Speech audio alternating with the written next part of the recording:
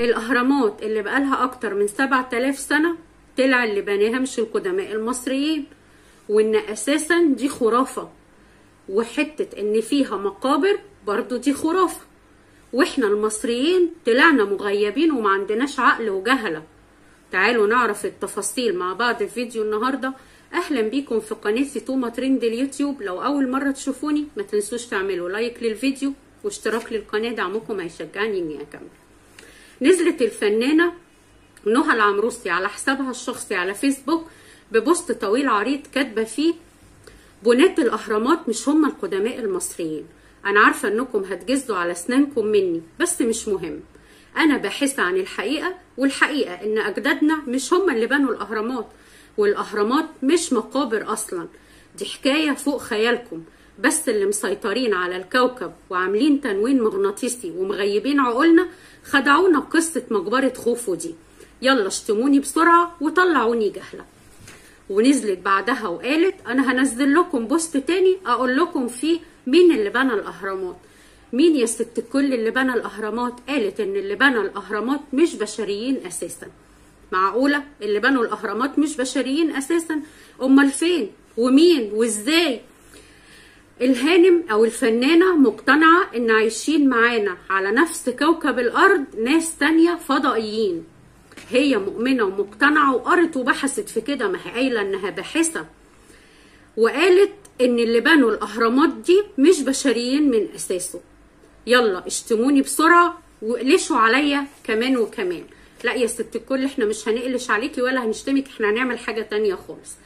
وقالت اننا بناخد المعلومة متوارثة كأنها يقين مسلم بيه، وكده اريح ما نقعد ندور ونبحث. انتوا اشتموني على قد ما تقدروا وطلعوني جهلة، وطلعوني ان انا كل هدفي اني اجري ورا الترند وبس، لان ده اللي بيعكس اللي جواكم وبيعكس عقولكم. كل اناء ينضح بما فيه. انا اللي يفرق معايا القلة القليلة اللي عندها وعي وعندها ثقافة وعقولهم منورة، مش اللي قاعدين مفخدين على النت يتريقوا ويقلشوا وبس. انتوا عقولكم خليها مقفول عليها بالترابيس، الحياة اختيارات. اسفة جدا. طيب يا ست الكل، احنا عقولنا مقفل عليها بترابيس واحنا جهلة، وحقك تقولي كده، لان اللي قبلك شتمت واهانت وقالت اللي قالته والموضوع انتهى على معلش انا مقصدش. بس احنا هنحط ده على جنب دلوقتي وخلينا في حتة الاهرامات. هو انتي جاية تشككي في حضارة بقالها اكتر من 7000 سنة؟ انتي جاية تشككي وتقولي ان الاهرامات مش اللي بناها القدماء المصريين؟ امال مين اللي بناها يا ست الكل؟ اللي بناها الفضائيين اللي حضرتك بتتكلمي عليهم. صعبوا عليا جدا الفضائيين، بنوا الاهرامات وتعبوا وشقيوا وبقالهم اكتر من 7000 سنة، حقهم مهدور ومحدش يتكلم عنهم. صدقي صعبتي عليا. انتي مش عايزة حد يشتمك ولا عايزة حد يقلش عليك، انتي عايزة تتعالجي، محتاجة مصحة نفسية تتعالجي فيها، لانك طلعتي قبل كده في لقاء تلفزيوني وقلتي انك شككتي في الاديان وشككتي في وجود ربنا، وكنتي خلاص داخلة على الالحاد. وبنتك اللي كانت مشهورة جدا وكانت متهمة اساسية في واقعة الفورمنت، منتظرين ايه من حضرتك؟ منتظرينك تقولي ايه؟ منتظرين ايه من واحدة اساسا كانت داخله على خلاص يعني الحاد، شكت في الاديان وشكت في وجود ربنا، استغفر الله العظيم، جايه النهارده كمان بتشكك في حضاره بقالها اكتر من 7000 سنه، حضاره دوله من اكبر واعرق الدول في العالم، والعالم كله بيشهد بانها اكبر دوله فيها حضارات واكبر دوله فيها اثار من القدماء المصريين. جايه انت النهارده وتشككي في ده وتقولي ان اللي بنى الاهرامات ناس مش بشريين اساسا. لا، عفاريت.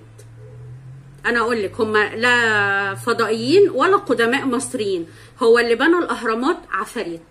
بجد احنا لينا الجنه ونؤجر على ان احنا عايشين في وسط ناس زيك وزي غيرك. لا، انت مش بتجري ورا الترند لا سمح الله، احنا اللي بنجري ورا الترند. هو كل واحده فيكم تقعد في البيت محدش يسأل فيها ولا يسمع عنها في طبق اليوم، تطلع تعمل لنا افتكاسة جديدة وتهين من وراها المصريين عشان حد يشوفها وياخدها في اي اعلان كده على الماشي، يعني يمكن حد يشوفها؟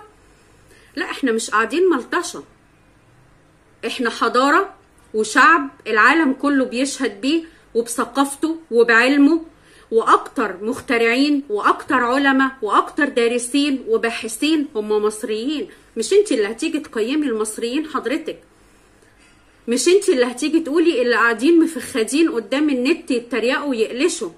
انت اللي حطيتي نفسك تريقه، مش احنا اللي بنتريق عليكي من باب الله كده يعني. وفعلا هي الحياه اختيارات، وانت اخترت ان انت تكوني تريقه.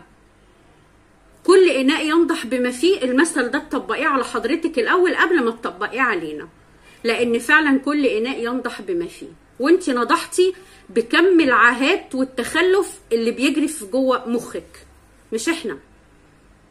مش انت اللي النهارده هتيجي تقولي مين اللي بنى الاهرامات، اذا كانوا المصريين ولا بشريين ولا عفاريت ولا فضائيين. الفضائيين اللي انت بتتكلمي عنهم دول عايشين معانا في الكوكب، دول عايشين في مخك انت، مش في الكوكب معانا.